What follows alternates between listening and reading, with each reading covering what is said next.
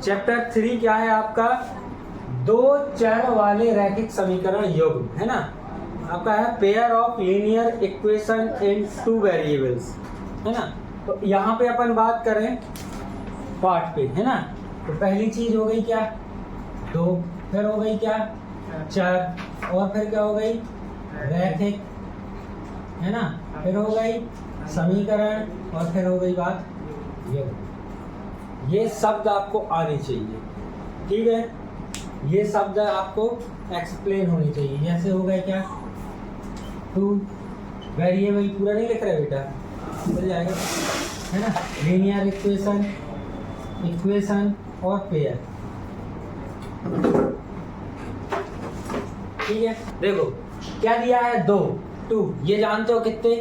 दो की बात कर रहा है। इसको देखें हिंदी में दो चर वाले। तो दो चर वाले कैसे? चर जानते हो क्या होते? A B C X Y Z P Q M N, है ना। यही होते चर, मतलब वेरिएबल्स, है ना। तो हमें टू वेरिएबल्स वाले चाहिए। अभी हमने पॉलिनोमियल्स में क्या देखा था? एक ही देखा था, x square plus 3x plus 0 या 5, ऐसे देखे थे। इसमें कितने चर दिख रहे हैं? टू नहीं दिख रहे, एक ही दिख रहा है, एक्स, है ना। एक ही दिख रहा है एक्स। अब हमें कैसे मिलेंगे? इसी में हम बता रहे हैं, जैसे x square plus 3y plus 5, इसमें एक एक्स मिला और एक y मिला, ठीक है। ये हो गए आपके दो चर वाले, ठीक है। अब बात आती क्या? रैखिक की। रैखिक मतलब लीनियर, है ना। मतलब जिसकी घात आपको एक मिले, एक से ज्यादा घात ना हो, एक से कम ना हो, एक से ज्यादा ना हो, एक घात वाला क्या रहेगा आपका? लीनियर इक्वेशन, मतलब रैखिक समीकरण, ठीक है। तो रैखिक कैसे होगा? x धन 3y धन 5, इस टाइप से हो जाएगा, ठीक है। अब चलते अपन काय पे? समीकरण पे, इक्वेशन पे। इक्वेशन कैसी होगी? अभी हमने पॉलिनोमियल्स पढ़े थे, बहुपद पढ़े थे, तो इस टाइप के थे, बराबर में कोई संख्या नहीं थी। समीकरण जहाँ पढ़ेंगे वहां पे आपको बराबर मिलेगा, या तो 0 या x धन 3y बराबर 5 हो जाएगा, इस टाइप से मिलेंगे, ठीक है। ये हो गया आपका समीकरण। अच्छा, ये बात आती है कि पेयर की। पेयर युग्म, युग्म मतलब जोड़ा। कभी जूता या चप्पल खरीदने जाते हो, एक चप्पल खरीद के लाते हो क्या? तो जोड़ा ही लेके आते हो। ये वही है पेयर युग्म, मतलब दो मिलेंगे। एक ये मिल गया, एक 7x धन 5y बराबर 3, है ना। तो ये जो दो बन गए ना, ये हो गए क्या? दो चर वाले, मतलब टू वेरिएबल्स वाले, है ना। बराबर लग गया, ये हो गया समीकरण, है ना। और पेयर कैसे? एक ये है और एक ये है, ठीक। ये पेयर बन गया। आया समझ में? तो ये पार्ट के नाम का एक्सप्लेनेशन। पार्ट समझ गए? दो चर वाले रैखिक समीकरण योग, मतलब बात कर रहे हैं अपन काय की? रैखिक की बात कर रहे हैं। तो हमें घात कितनी मिलेगी? एक ही मिलेगी। घात कितनी मिलेगी? एक ही मिलेगी, एक से ज्यादा नहीं मिलेगी। अभी हमने पिछले पार्ट में क्या पढ़ा था? बहुपद। यहाँ पढ़ेंगे क्या अपन? समीकरण।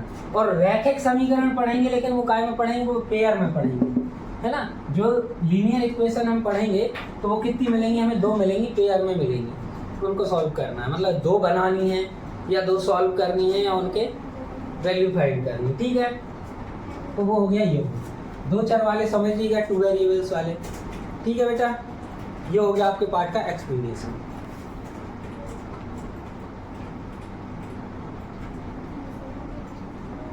पहला क्वेश्चन है उसका फर्स्ट देखो क्या है।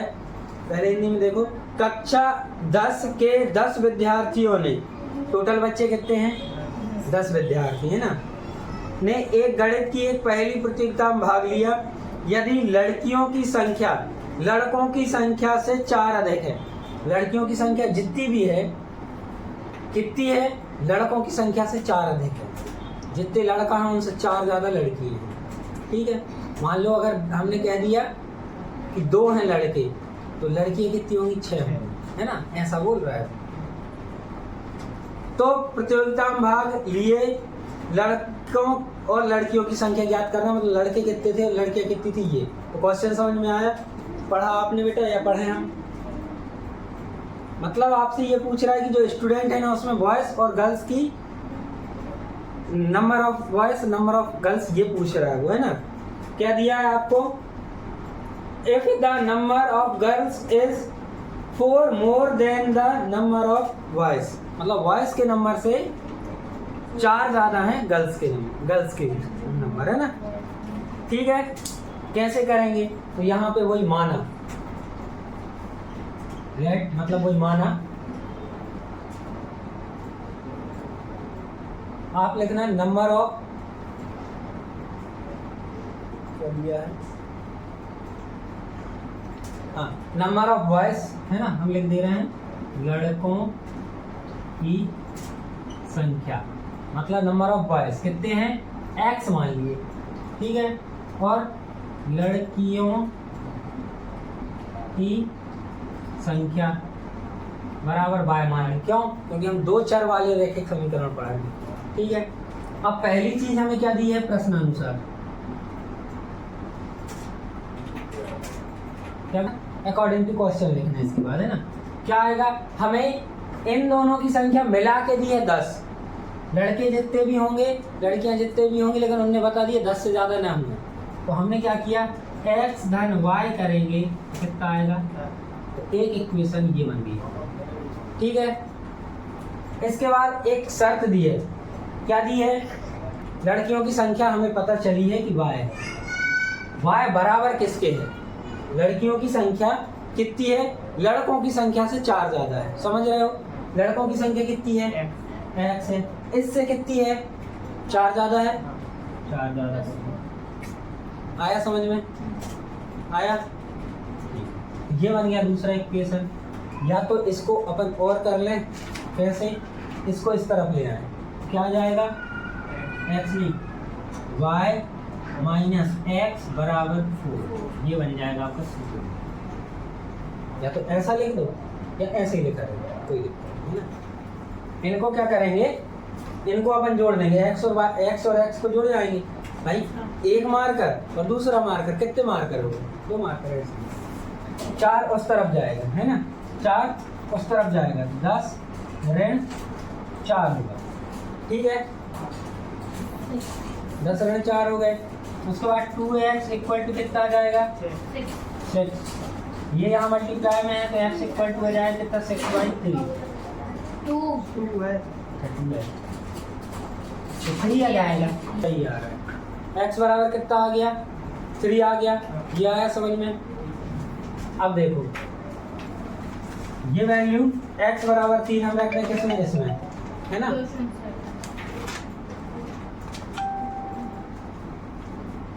देखो तो क्या हो जाएगा, y equal to X plus 4, इसमें हम काय की वैल्यू रखते हैं x की, तो y इक्वल टू कितना आ जाएगा, 3 प्लस 4, y इक्वल टू आ जाएगा कितना, 7। अब ये पता है ये किसकी संख्या है, ये नंबर ऑफ गर्ल्स है ना, और ये क्या है, नंबर ऑफ बॉयज। ये सवाल हल हो गया, इस तरीके से करना, नई चीज है, थोड़ा सा टाइम लगेगा, लिख लें इसको। क्वेश्चन नंबर फर्स्ट का सेकंड देख रहे हैं, है ना। क्या बता रहा है कि 5 पेंसिल 7 कलमों का मूल्य दिया है 50 रुपए, और 7 पेंसिल 5 कलमों का मूल्य दिया है 46 रुपए। तो एक पेंसिल और एक पेन का मूल्य बताना है ना, ठीक है। तो क्या करें हम, वही माना, पहले क्या दी है, पहले दी है पेंसिल, एक पेंसिल का मूल्य, द कॉस्ट ऑफ 1 पेंसिल, है ना, क्या मान लिया हमने, x, और एक पेन का मूल्य, पेन की जगह आप लोग लिख लेना क्या, कलम, क्या हो गई, y।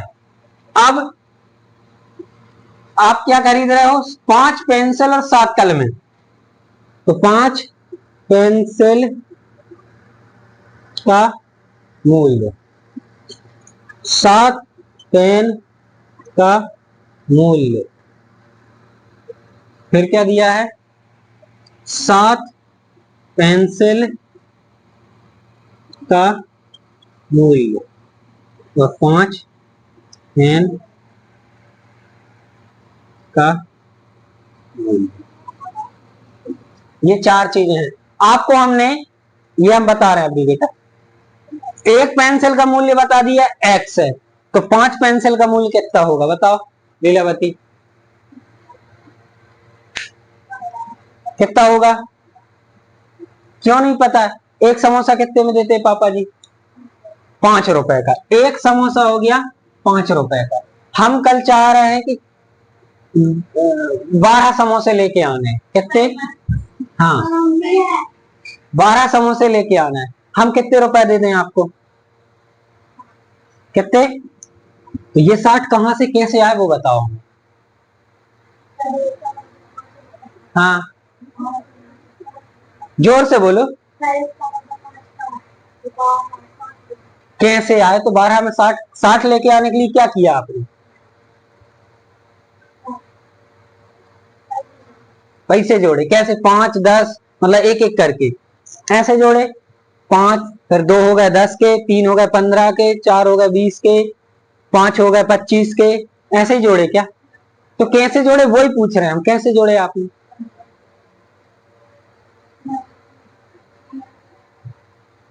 आप बता नहीं रहे हो, जो आपने किया है वो बता ही नहीं रहे हो, और वही ये इसलिए नहीं बनता।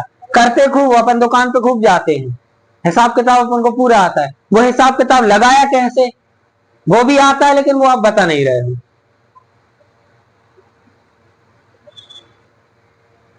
कैसे गुणा किया, किसमें किसका? 12, एक समोसे का मूल्य 5 रुपए, तो 12 का क्या हो गया? 12 गुणित 5 करके देखो, 12 पंचे 60 ही आएगी। ये किया था, तो बताना नहीं है बस, इनका पता सारे पता ना चल जाए, दुकान खोल ले नाश्ता की फिर, है ना ऐसा कुछ। चलिए देखो, तो एक पेंसिल का मूल्य x है, तो 5 पेंसिल का मूल्य क्या हो गया? 5x गुणा हो गया। एक कलम का मूल्य कितना है? y, तो 7 कलम का कितना होगा? 7y। 7 पेंसिल का, एक का x है, तो 7 का कितना हो जाएगा? 7x। और 5 का कितना हो जाएगा? 5y। इसमें कोई दिक्कत नहीं। आप देखो बेटा क्या है, the cost of one pencil x, the cost of one pen y, फिर the cost of 5 pencil 5x। ये तो समझ में आ गया कैसे, है ना? तो इनको लिखने का ठीक है। अब अपन कॉस्ट मतलब उनके हिसाब से बनाए। क्या बोल रहा है कि 5 पेंसिल और 7 पेन इनको मिला के, भाई 5x का खरीदा और 7x का, इनको जोड़ते हैं 50 रुपए होते हैं, तो हम लिख दे रहे हैं 5x प्लस 7y बराबर 50 रुपीज। ये बन गया एक इक्वेशन। दूसरी 7x धन 5y बराबर 46, ये बन गया दूसरा इक्वेशन। ये समीकरण बन गया, इनको हल करना है बस। अब आया समझ में इतना? बस अब हल करने। हाँ वेरी गुड। अब आगे का देखो, यहां बता रहे हैं, ये दिए हैं दोनों, हम कोई भी एक इक्वेशन ले ले रहे हैं, कोई भी एक इक्वेशन ले ले रहे हैं। तो हमने ली क्या? 7x धन 5y बराबर 46। हमने क्या किया? 7x यहां बचा, इसको उठा के उस तरफ ले गए, बराबर 46 यही है, इसको इस तरफ लाएंगे तो माइनस का 5y हो जाएगा। इसके बाद x, तो 46 माइनस 5y अपॉन कितना आएगा? 7, इस तरफ आ जाएगा। ये इक्वेशन नंबर 3 हो गई, ठीक है। इसके बाद ये जो x की वैल्यू है हम काय में रख दें? फर्स्ट में, है ना? तो x की वो लिख लेना आप, है ना? x का मान समीकरण 1 में, for the value x in equation first, ठीक है। इसके बाद क्या जाएगा? 5x की जगह क्या रख देंगे? 46 माइनस 5y अपॉन 7, ठीक है, प्लस